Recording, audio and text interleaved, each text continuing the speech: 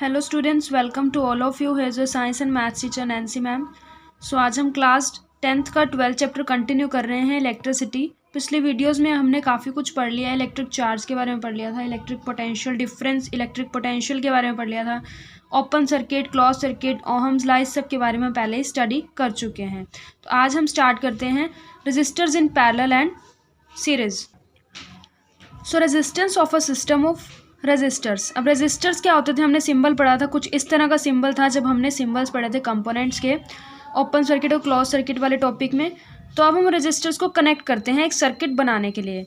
अब फर्स्ट क्या है सीरीज, सेकंड है पैरेलल और थर्ड है सीरीज पैरेलल कॉम्बिनेशन। अब इन रेजिस्टर्स को हम कनेक्ट कैसे कर सकते हैं, या तो हम सीरीज में करें, सीरीज मतलब एक एंड दूसरे से इस तरह से जुड़ा हो, और पैरेलल में क्या होता है हम इसके बाद देखेंगे। तो रेजिस्टर्स कनेक्टेड इन सीरीज, पहले हम सीरीज के बारे में स्टडी करते हैं।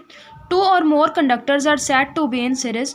2 और 2 से ज़्यादा कंडक्टर्स हम कब कहेंगे कि सीरीज में हैं, if they are connected one after one. अब अगर वो कनेक्ट किए गए हैं वन आफ्टर वन, यानी एक के बाद एक वो कनेक्ट किए गए हैं, जैसे पहला रजिस्टर ये लगाया, दूसरा ये, and third one is this.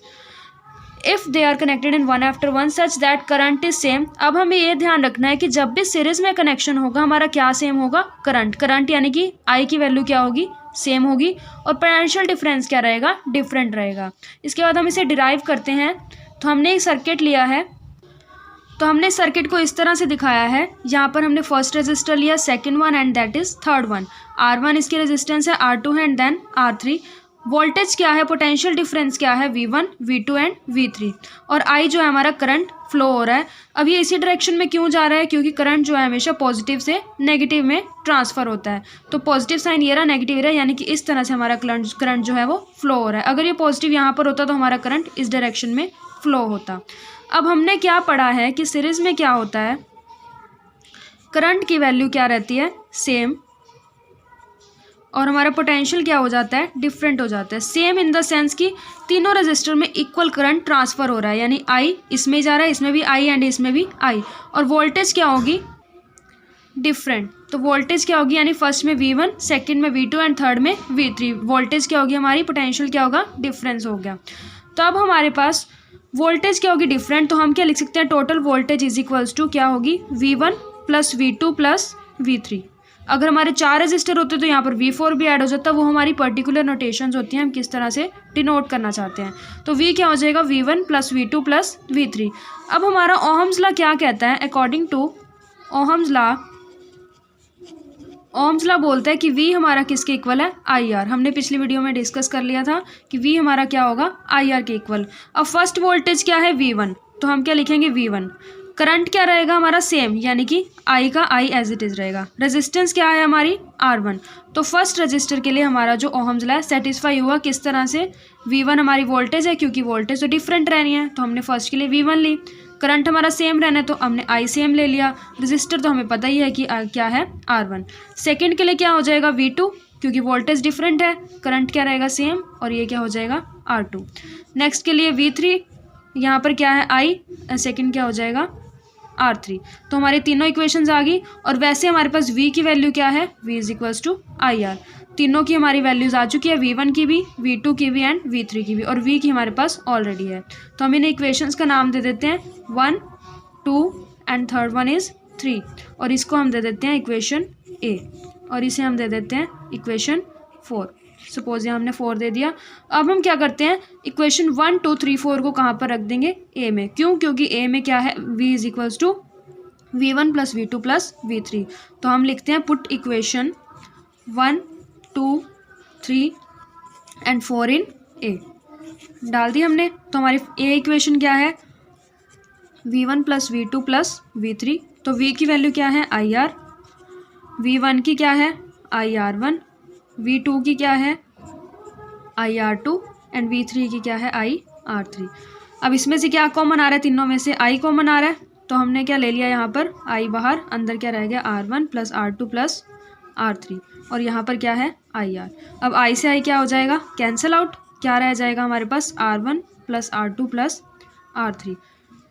मतलब कि जो R आया है वो क्या आया है, तीनों रेजिस्टर्स की रेजिस्टेंस का सम आ गया, यानी कि हमारी रेजिस्टेंस क्या हो गई, ज़्यादा हो गई। जब तीनों का सम ही हो गया तो हमारी रेजिस्टेंस क्या हो गई, ज़्यादा। तो हम इससे क्या कह सकते हैं कि जब हमारा कनेक्शन सीरीज़ में है तो हमारी रेजिस्टेंस क्या हो जाएगी, ज़्यादा। If connection is in series तो क्या हो जाएगा, आर विल बी मोर। और अगर रेजिस्टेंस ज़्यादा है तो हमारा करंट क्या हो जाएगा, कम हो जाएगा। यानी कि हमारा जो सीरीज़ वाला कॉम्बिनेशन है वो ज़्यादा सक्सेसफुल नहीं है। जब भी हमें कॉम्बिनेशन चाहिए होता है, सर्किट चाहिए होता है, हम क्या चाहते हैं कि उसमें से करंट ज़्यादा से ज़्यादा आए ताकि हम अपनी एक्टिविटीज़ परफॉर्म कर सकें। लेकिन रेजिस्टेंस ज़्यादा आ रही है और करंट क्या आ रहा है, कम। कब, जब हमारा कनेक्शन कहाँ है, सीरीज़ में। तो सीरीज़ जो है कॉम्बिनेशन वो सक्सेसफुल नहीं है, मतलब कम से कम लोग इसका यूज़ करते हैं।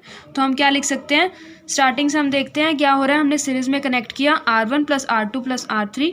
इधर से हमें पता है कि सीरीज़ में करंट की वैल्यू सेम रहती है और वोल्टेज अलग हो जाती है, यानी पोटेंशियल डिफरेंस अलग हो जाता है। तो हमने क्या लिया, अलग अलग के चक्कर में टोटल वोल्टेज निकाली, V1 + V2 + V3। ओम्स लगाते हैं, V = IR, V1 = IR1, IR2 and then IR3, क्योंकि वोल्टेज तो डिफरेंट रहनी है और आई क्या रहा है, सेम। उन तीनों को उठा के हमने ए इक्वेशन में पुट अप कर दिया।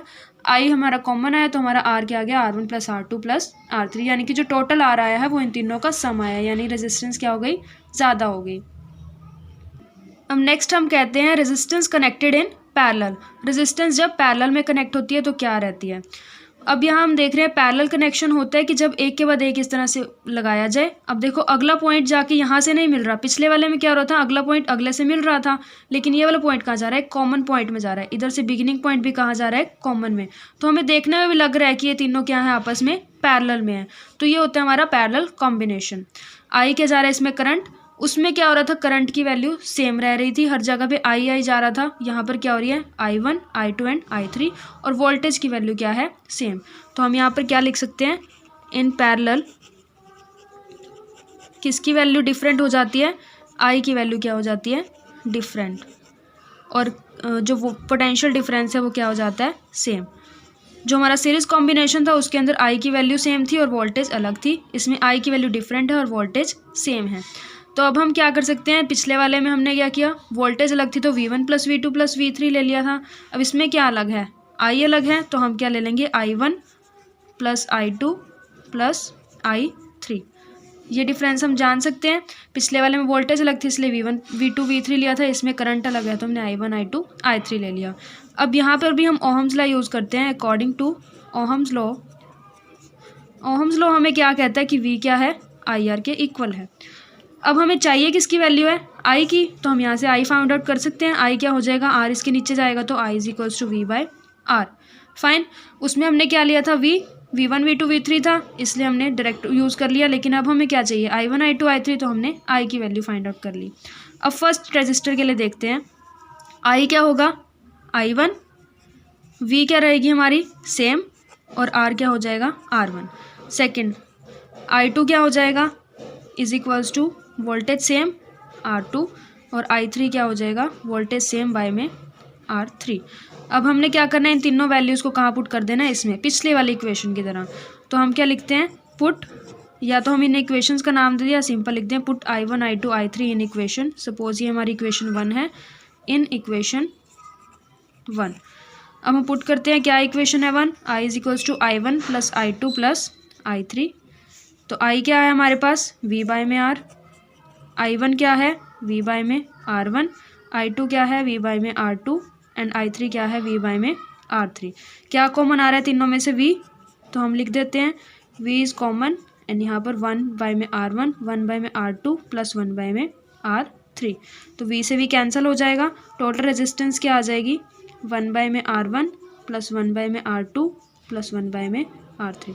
अब हम देख रहे हैं कि जो रेजिस्टेंस है वो रेसिप्रोकल में आ गया है। अब हमारा कभी हम कोई वर्ड देखें, 2 बड़ा है या 1/2 बड़ा है, डेफिनेटली सिंपल वाला डिजिट बड़ा है, रेसिप्रोकल वाला क्या हो जाता है, कम हो जाता है, बिकॉज 1/2 क्या होता है, 0.5, ये 0.5 हो गया। तो यानी कि जैसे ही कोई डिजिट रेसिप्रोकल में जाएगा उसकी वैल्यू क्या हो जाएगी, कम हो जाएगी। वैसे ही पिछले वाली इक्वेशन सीरीज में क्या था, R = R1 + R2 + R3, यानी कि इसकी वैल्यू बड़ी है किसके मुकाबले, इसके मुकाबले, बिकॉज ये क्या हो गया हमारा, रेसिप्रोकल हो गया।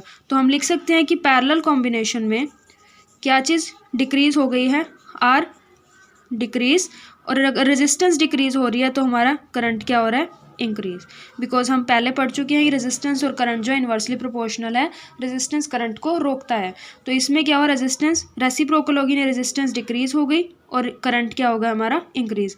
और अगर ज़्यादा हमें करंट मिले तो हमारा वो सर्किट क्या होता है, ज़्यादा सक्सेसफुल होता है, यानी कि हम पैरेलल कॉम्बिनेशन को ज़्यादा प्रेफर करते हैं।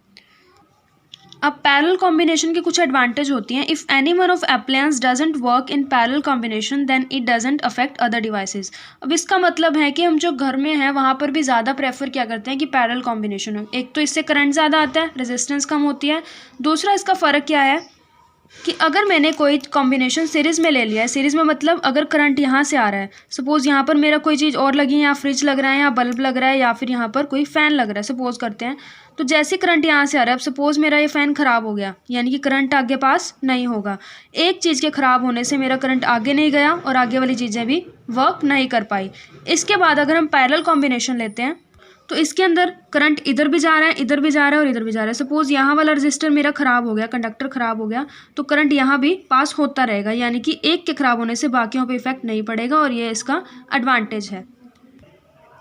इसके बाद हम नेक्स्ट वीडियो में इसके न्यूमेरिकल्स अटैम्प्ट करेंगे।